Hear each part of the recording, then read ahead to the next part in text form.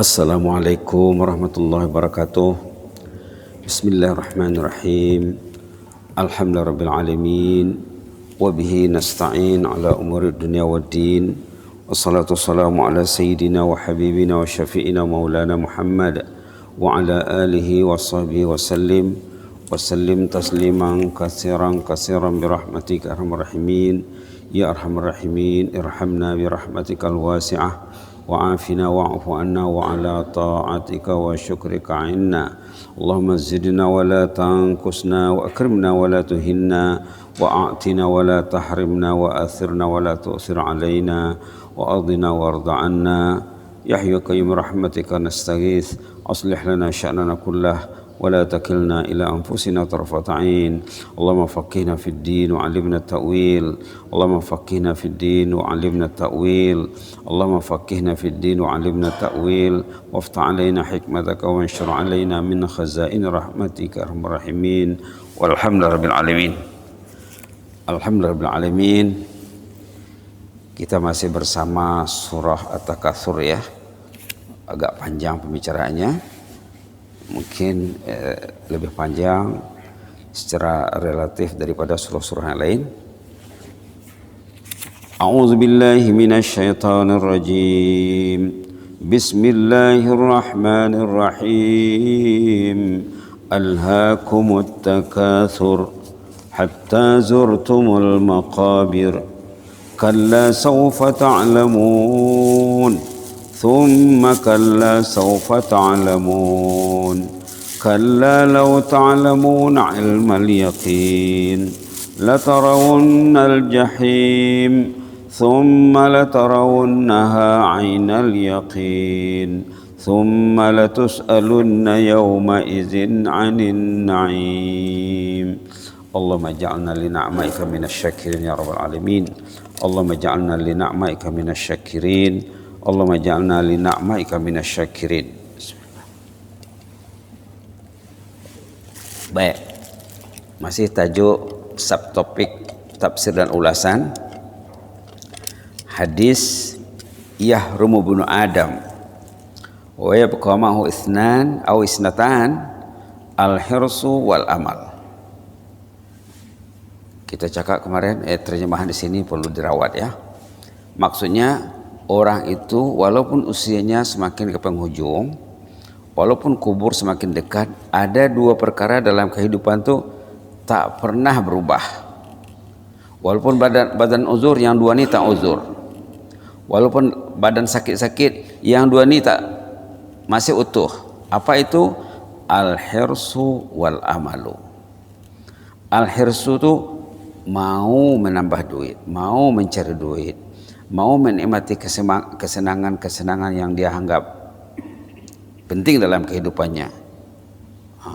Al-hirsu, mau makan sedap, mau tidur sedap, mau semuanya selesa tentang kebendaan. Wal amal, maksud amal tuh kalau di sini diterjemahkan cita-cita, tapi tidak sesuai ya. Amal tuh maksudnya tulul amal. Tulul amal itu artinya dia menganggap lama lagi hidup. Walaupun pada sudah uzur, lama lagi ini. Dia tak siap-siap untuk menghadapi babak kematian. Ada ayat yang sesuai dengan hadis ini dalam surah Al-Hijr. Dalam surah Al-Hijr ada ayat tentang amal di sana ya. Boleh dilihat juz Bismillahirrahmanirrahim, juz 14 di awal surah. Di awal surah. Halaman 262. Ini sifat orang kafir di sini ya.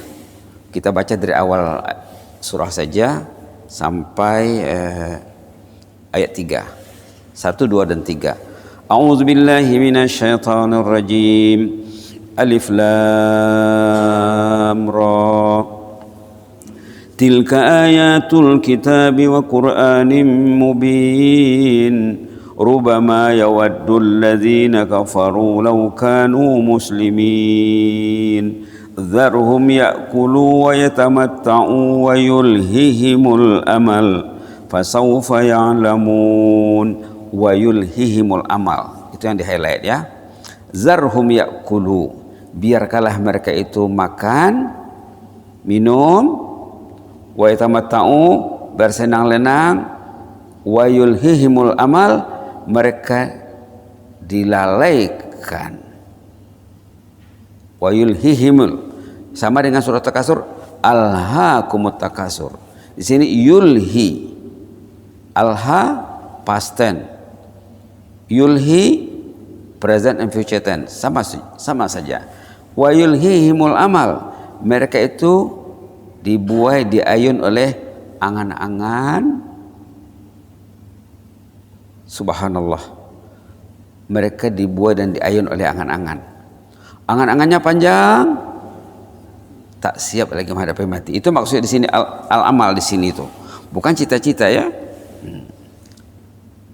Walaupun dia sudah uzur, kawan sebaya ada banyak mendahulinya, dia tak mau serius lagi beramal tuh. Subhanallah, dianggap usianya masih panjang, masih lanjut. Ini mereka katakan benda yang mengganggu manusia dalam hidup ini, al-hirsu, keinginan mengaut harta, keinginan kepada kekayaan, keinginan kepada kesenangan jasmani, wal amal, perasaan yang masih mau hidup lagi, perasaan yang menurut dia usia masih panjang, itu katakan amal. Yang jelasnya yang dua ini berbahaya. Patutnya apa? Al-hirsu itu apa opposite-nya? Patutnya az-zuhdu. Orang itu karena zuhud, dunia itu mana yang ada sudahlah, ada kereta sudahlah, ada rumah sudahlah, sekarang bekalan untuk hari esok lagi yang perlu ditingkatkan. Ini kita karena tengok opposite-nya ya. Al-hirsu opposite-nya apa? Az-zuhdu, zuhud. Harta benda setakat yang ada cukuplah. Al-amal itu apa opposite-nya? Qisarul amal kalau bahasa Arabnya. Bahasa Arabnya qisarul amal, artinya anggaplah mungkin saya mati hari ini, mungkin saya mati besok. Subhanallah. Kata Rasulullah dalam hadis lain, katanya kalau kamu berada di pagi hari, jangan sangka usia sampai ke senja atau petang. Kalau kamu berada di awal malam, di petang, jangan kira masih hidup sampai besok. Bergiatlah menghadap Allah. Ini opposite kepada amal tadi. Amal opposite-nya qisarul amal. Anggaplah mati itu boleh datang bila-bila masa, walaupun tak sakit, walaupun tak uzur, walaupun tak masuk hospital, mati itu boleh datang bila-bila saja. Itu dia katakan qisarul amal. Orang melihat mati boleh datang bila-bila masa. Ada cerita orang saleh zaman dulu, ada 3 orang. Kata si Alif, katalah namanya Alif, Ba dan Ta ya. Kata si Alif, saya setiap datang bulan baru, terbit anak bulan baru, saya kira itulah bulan saya terakhir hidup. Saya bertungkus lumus beribadat pada bulan itu. Kata si Alif. Kata si Ba, batah itu katanya, saya bukan setiap bulan, setiap Jumat. Setiap Jumat datang, inilah Jumat terakhir, inilah Jumat terakhir, inilah Jumat terakhir. Maka saya bertungkus lumus, bekerja keras, beramal pada minggu tersebut. Datang si yang ketiga, katalah Tha namanya, kata Tha, batah itu katanya seminggu. Saya katanya setiap kedipan mata saya, setiap degupan jantung saya risau, takut jantung itu tidak bergerak lagi. Sangat pendek dilihatnya penghujung usianya itu. Inilah opposite kepada amal di sini. Memang banyak, nanti kita boleh sorot satu tulisan khas tentang Qisarul Amal yang ditulis oleh Al-Murabbi Asy-Syaikh Profesor Dr. Muhammad Ratib An-Nablusi hafizahullah. Baik.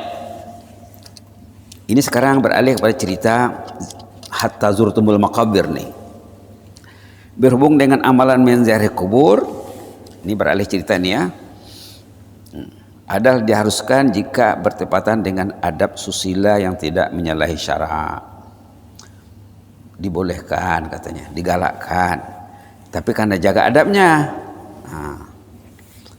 Pengunjung dikehendaki memberi salam kepada ahli kubur pada kedudukan sebelah kepalanya, kepala si mati ya. Kemudian menghadap kiblat dan berdoa kepada Allah memohon rahmat dan keampunan untuk si mati serta warga-warga kubur, dirinya sendiri dan seluruh umat Islam. Assalamualaikum ya ahlal kubur, antum lana salafun wa nahnu lana khalafun, ghafarallahu lana walakum. Didoakan ahli kubur dan didoakan orang yang tinggal juga. Itu maksudnya di sini. Tapi di sini tidak dibuatnya teksnya ya. Ada terdapat hadis dalam Imam Ibnu Bajah dan Ibnu Mas'ud, Rasulullah berpesan, kuntu nahaitukum an ziyaratil qubur fazaru al-qubur fazuru kan zaru ya, fazuru al-qubur fa innaha tuzahidu fid dunya wa tuzakkirul akhirah.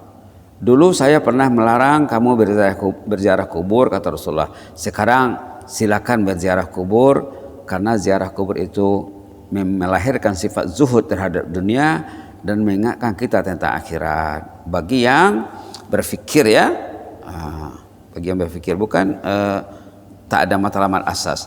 Jadi dua matlamatnya di sini atau tiga lah ya. Pertama mendoakan ahli kubur, yang kedua menanamkan rasa zuhud kepada keduniaan, yang ketiga mengingatkan kita tentang suatu hari kita akan masuk kubur. Ada lagi hadis sahih mengatakan kuntu nahitukum an ziyaratul kubur ala fazuruha fa inna turiqul qalb wa tadmi'u al-ain wa tuzakkirul akhirah wa la taqulu hajran.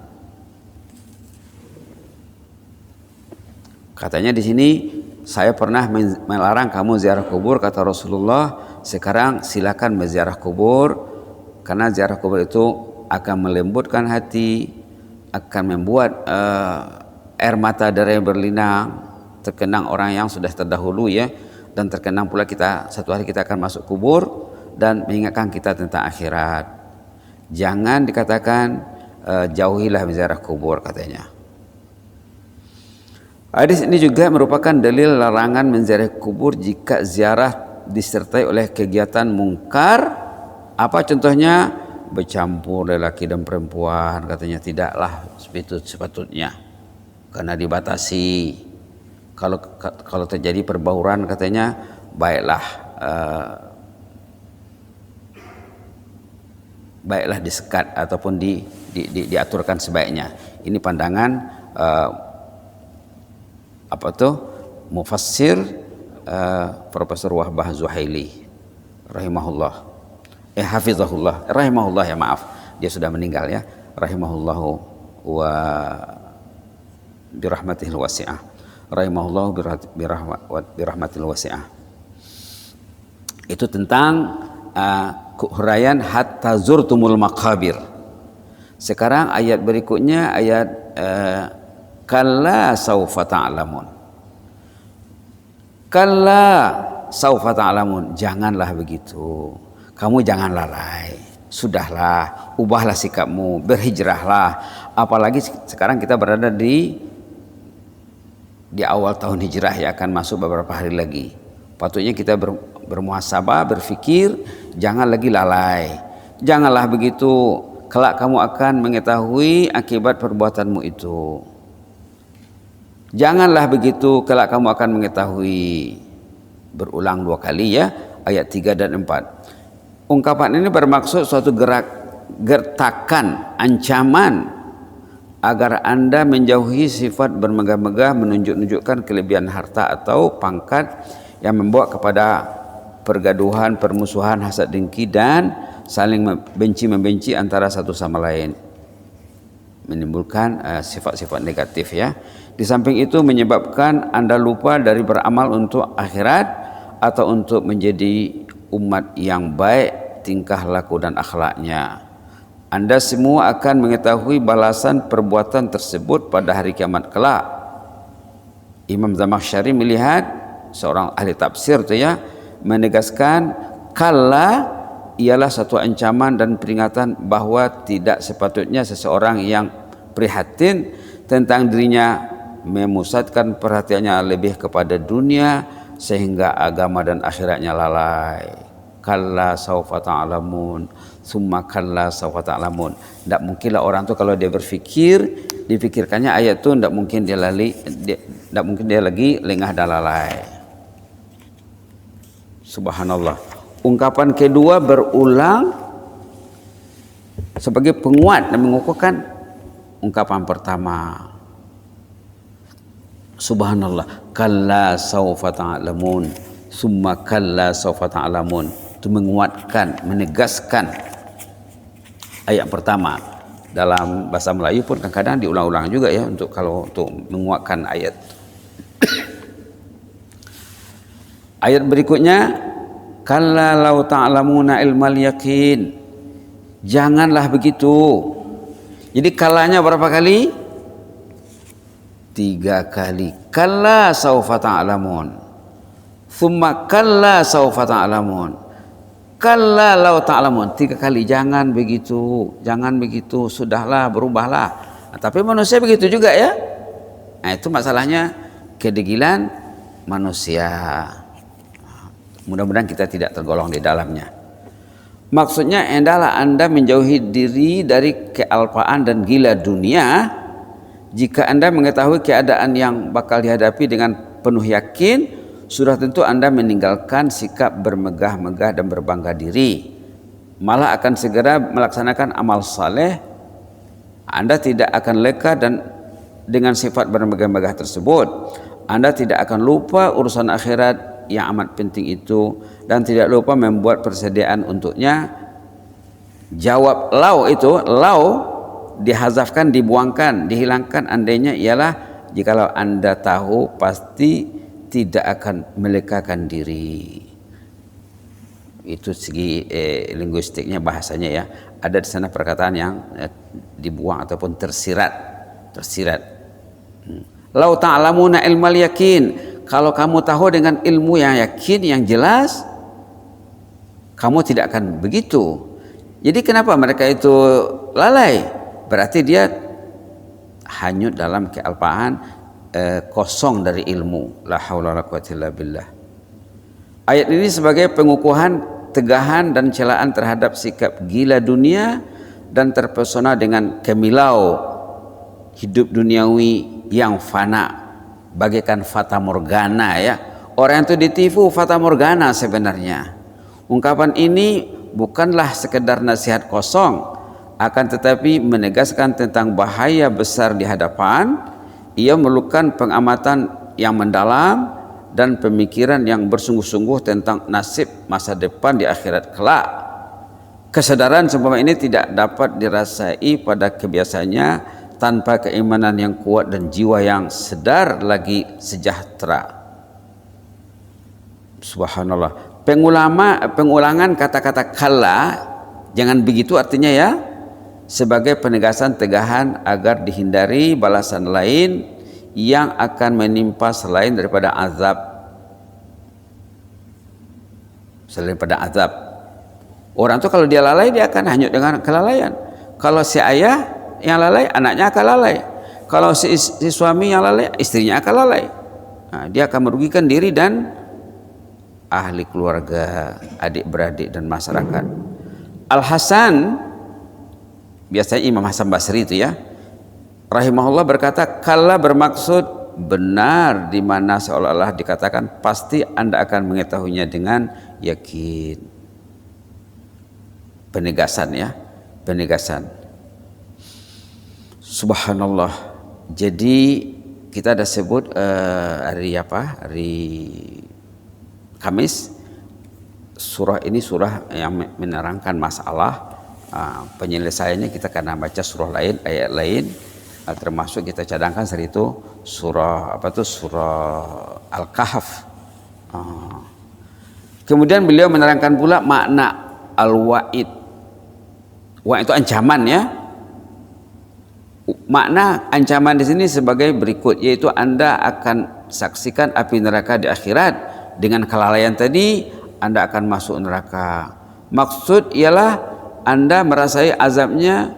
Ini merupakan jawab bagi qasam, sumpah yang di mahzuf, yang tersirat. Ayat ini menyatakan ancaman bahana melihat api neraka. Api neraka itu apabila berderuh kemarakannya sekali saja, maka semua para malaikat besar dan para nabi akan jatuh terduduk di atas lutut masing-masing karena takut dan gurun menyaksikan kedahsyatan api neraka yang berkobar-kobar. Kemudian ayat 7, summa la tarawna ainal yakin. Mungkin besok kita apa ya, kita lanjutkan insyaallah kalau panjang umur, ada rezeki. Yang jelasnya apa solusinya, apa penyelesaiannya? Tadi kita sudah cakap az-zuhdu wa kisarul amal. Kita karena bersifat zuhud. Ada seorang sahabat pernah berjumpa Rasulullah SAW berkaitan dengan zuhud ni ya.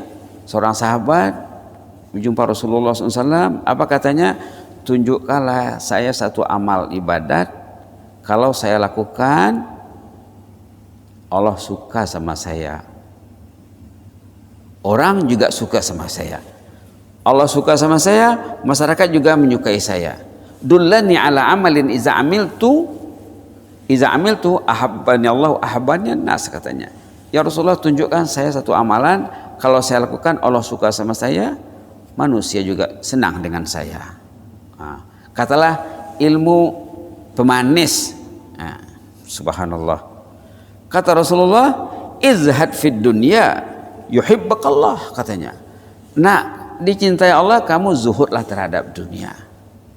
Wazhad fi ma indan nas yuhibbakan nas. Kalau ingin dicintai orang, jangan selalu bergantung kepada orang, katanya. Hiduplah mandiri ataupun berdikari. Begitulah kira-kira ya. Subhanallah, subhanallah. Ada juga dalam doa ya, Allahumma inna nas'alukal huda wat tuqa wal afafa wal ghina.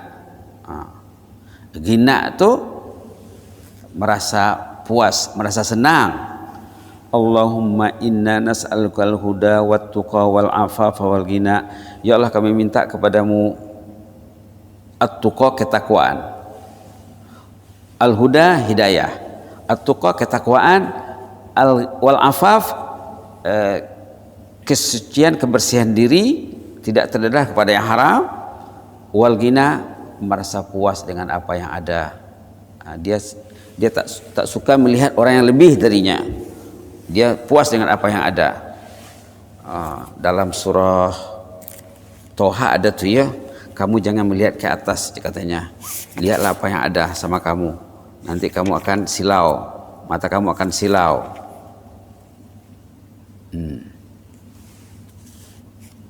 Ayat 131 halaman 321 surah Toha. Ayat 131 halaman 321 surah Toha. Halaman terakhir surah Toha. A'udzubillahi minasyaitonir rajim. ولا تمدن عينيك إلى ما متعنا به أزواجا منهم زهرة الحياة الدنيا لنفتنهم فيه ورزق ربك خير وأبقى. Kamu jangan melihat orang yang lebih keduniaannya, harta bendanya dari kamu. Mereka itu sebenarnya diuji, katanya. Ujian untuk mereka itu janganlah diperhatikan sangat. Mereka itu sedang menghadapi ujian sebenarnya. Wa rizqu rabbika khair. Rezeki dan limpah kurnia yang ada pada sisi Allah itu lebih baik lagi dan kekal.